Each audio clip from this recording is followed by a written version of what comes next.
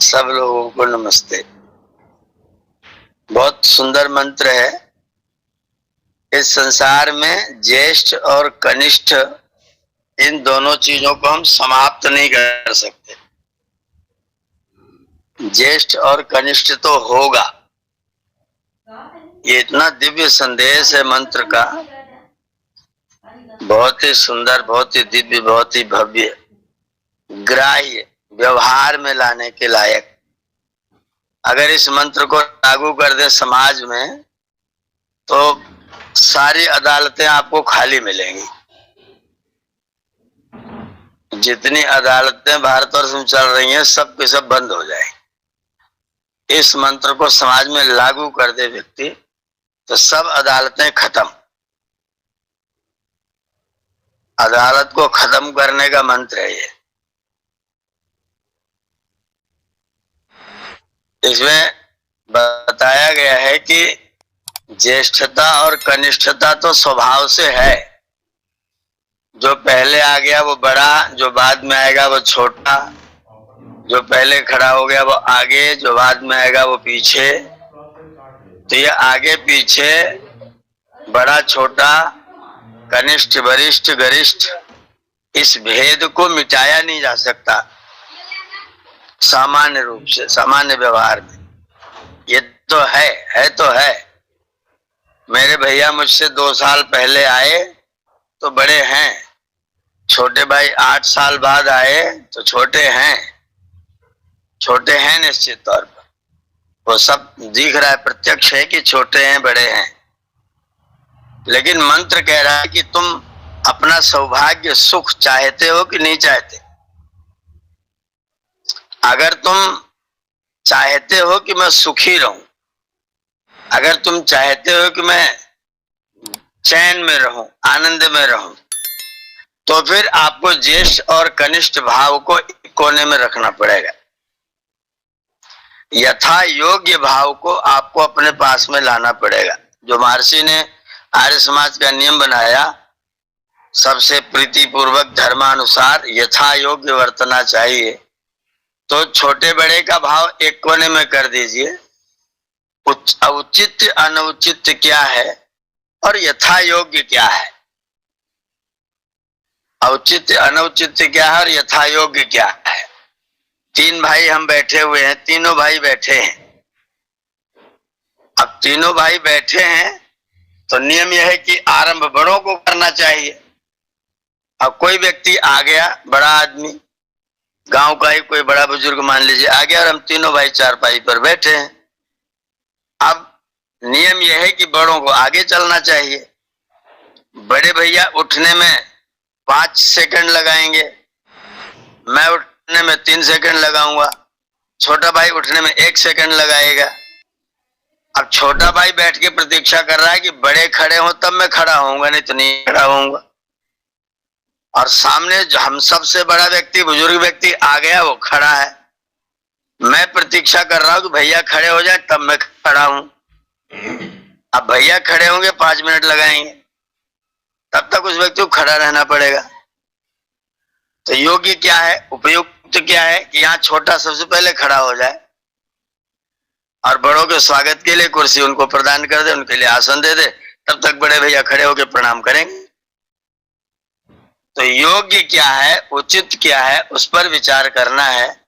भ्रातरः वा वृद्धु भ्रातरः सम वा वृद्धु।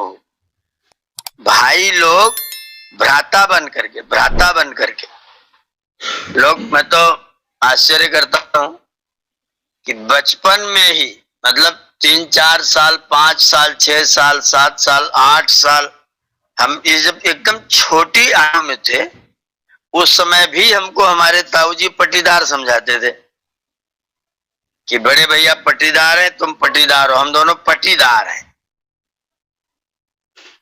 वो भ्राता वाला जो वेद कह रहा है भ्राता, वो समझाते थे पट्टीदार। तुम्हें कंपटीशन है, तुम पट्टीदार हो, तुम्हारा भाग ये है, तुम्हारा भाग वो है।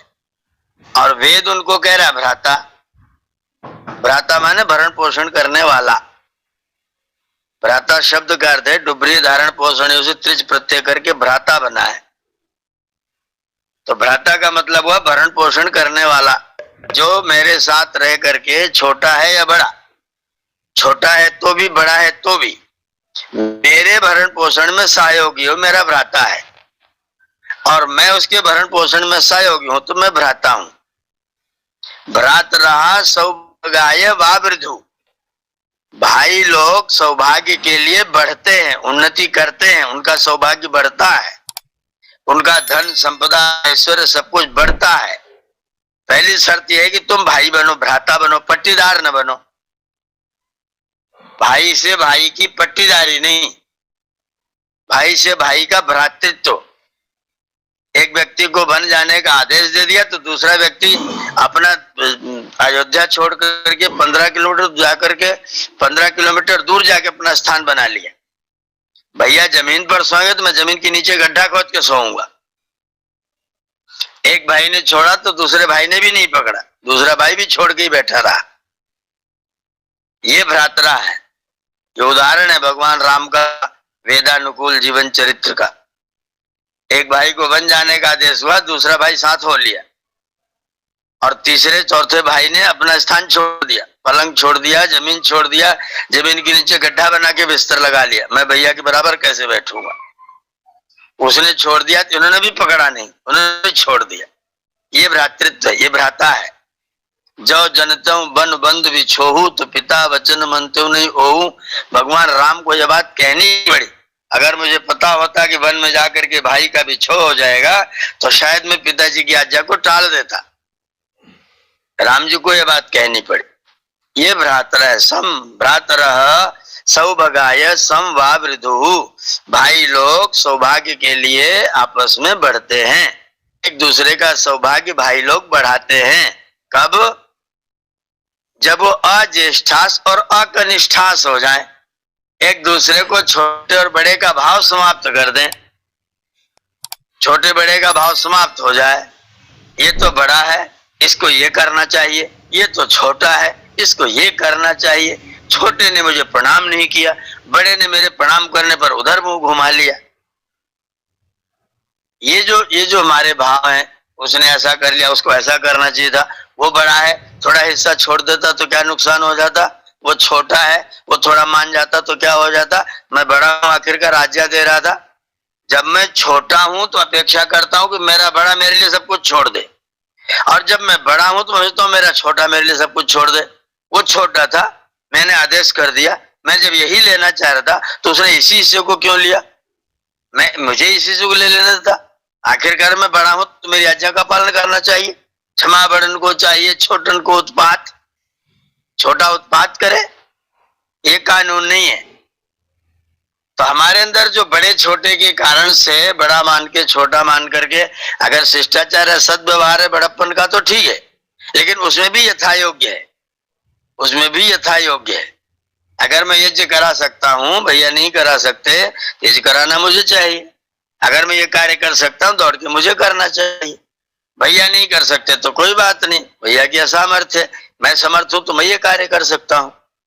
तो जो बड़े छोटे के भाव को भुलाते हुए, भ्रातृत्व के भाव को ध्यान में रखते हुए अगर हम जीवन का व्यवहार करते हैं तो हमारा व्यवहार सौभाग्य की वृद्धि करने वाला होता है।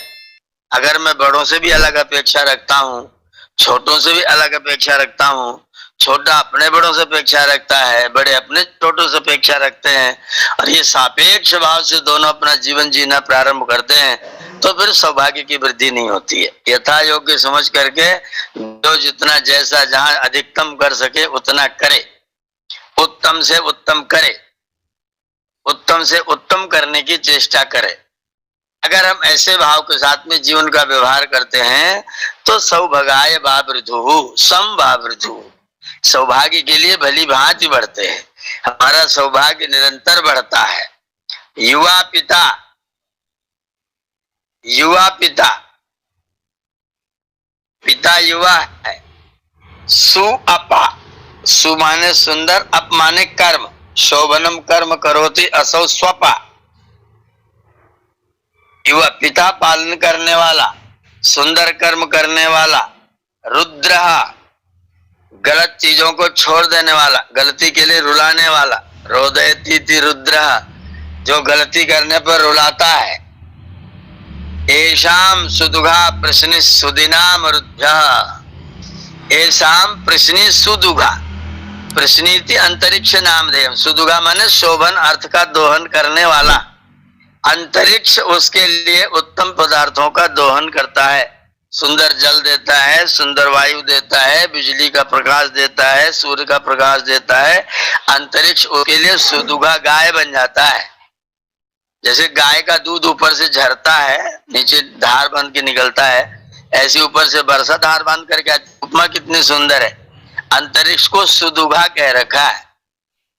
प्रश्नि सुदुघा तस्मै भवति, जो व्यक्ति इस तरह से जीवन के व्यवहार को करता है उसके लिए जो अंतरिक्ष है सुदुघा गाय बन जाता है। गाय के पास जाते हैं, बैठते हैं, प्रेम से पैर खिला लेती है और जुगाली करती रहती है और आराम से आपको दूध पिला देती है, दूध दे देती है, वो सुदुघा है। तो सुदुघा प्रश्नि स्यात्, प्रश्नि जो है अंतरिक्ष जो है सुदुघा हो जाए। और मरुद्भ्या, मरुतों के लिए, वायुओं के लिए, सुदिना सुंदर दिन करने वाला, मरुद्भ्या विद्युद्भ्या, मरुता है विद्वांस, मरुत माने विद्वान, ज्ञानी लोग, श्रेष्ठ लोग, उत्तम लोग, उनके लिए सुदिना दिन सुंदर हो जाते हैं, श्रेष्ठ दिन हो जाते हैं। जो विद्वान लोग होते हैं, ज्ञानी लोग होते हैं, समझदार होते हैं, ज्ञानपूर्वक अपनी चर्चाओं को करते हैं, उनके लिए सुदिना दिन सुंदर हो जाते हैं, प्रश्नि सुदुघा हो जाती है। अंतरिक्ष उत्तम पदार्थों का दोहन करने वाला हो जाता है, देने वाला हो जाता है। स्वपा, अगर हम सुंदर कर्म करने वाले होते हैं, अगर हमारे अंदर छोटे बड़े के भाव के कारण दूसरों से अपेक्षाएं, निरपेक्ष भाव से जब हम अपने कर्तव्य का पालन करना प्रारंभ करते हैं, अपने कर्मों को श्रेष्ठ करते हैं, तो हमारे लिए अंतरिक्ष भी सुदुघा हो जाता है, दिन हमारे लिए सुदिन हो जाते हैं और हमारे सौभाग्य की निरंतर वृद्धि होती है। अगर हम अपने कर्तव्य के पालन करने में जरा सा भी च्युत हो जाते, जरा सा भी चूक जाते हैं, तो फिर निश्चित तौर पर हम अपने सौभाग्य की वृद्धि से अपने आप को वंचित कर लेते हैं। अगर कोई अवसर हमको प्रदान करता है और उस अवसर में मैंने थोड़ा सा प्रश्नवाचक चिन्ह लगा करके या कुछ और टेढ़ा मेढ़ा सोच करके अपने उस अवसर को बंद कर लिया, जैसे मैं यज्ञ करने के लिए बैठा हूँ, 4 लोग और भी बैठे हैं, मैंने कहा भैया चले आओ, आप भी 4 आहुति डाल दो। हम बरामदे में हवन कर रहे हैं, वो लोग कमरे में बैठे हैं, कमरे में बैठे तो पंचायत बतिया रहे हैं, इधर उधर की बात कर रहे हैं। हमने सूचना दिया भैया आप लोग स्थान परिवर्तित कर लो और अन्य लोग भी आकर के अपनी 4 आहुतियां डाल दो, आप भी थोड़ा सा पुण्य अर्जन कर लो। भले की सामग्री तुम्हारा नहीं है पर कम से कम पुण्य की पूंजी में थोड़ा सा अपना हाथ ही बटा लो। यज्ञ करने वालों के साथ में तुम भी सहयोगी यजमान बन करके बैठ जाओ। वो कहते हैं आज तो हम खाना खा के आए हैं आचार्य जी, हम नहीं आ पाएंगे, हम तो भोजन कर आए हैं। ईश्वरीय कार्य करना है, ईश्वर की आज्ञा का पालन करना है, हम ईश्वर के पुत्र हैं। कौन पिता चाहेगा कि मेरा बेटा बिना खाए पिए काम करे, भूखा प्यासा काम करे? पिता तो ये चाहता है कि मेरा बेटा तृप्त रहे, काम करे, भूखा रह करके बिना कुछ खाए पिए उससे पहले यज्ञ कर लेना अच्छा है, सात्विकता रहती है, चित्त थोड़ा शांत रहता है, अच्छी बात है।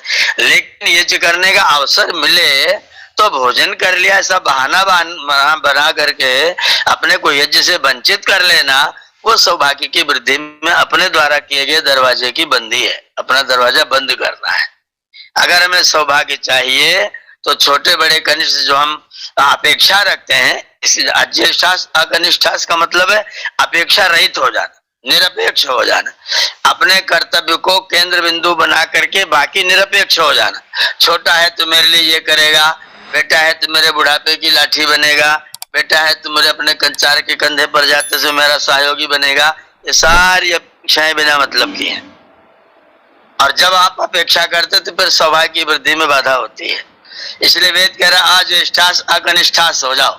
ये छोटे बड़े सब अपेक्षा निरपेक्षा, मेरी पत्नी है तो ऐसा करना चाहिए, मेरा बेटा है तो ऐसा करना चाहिए, भाई तो ऐसा करना चाहिए, पड़ोसी तो ऐसा करना चाहिए, तुझे भी कुछ करना चाहिए, सारा पड़ोसी को ही करना चाहिए।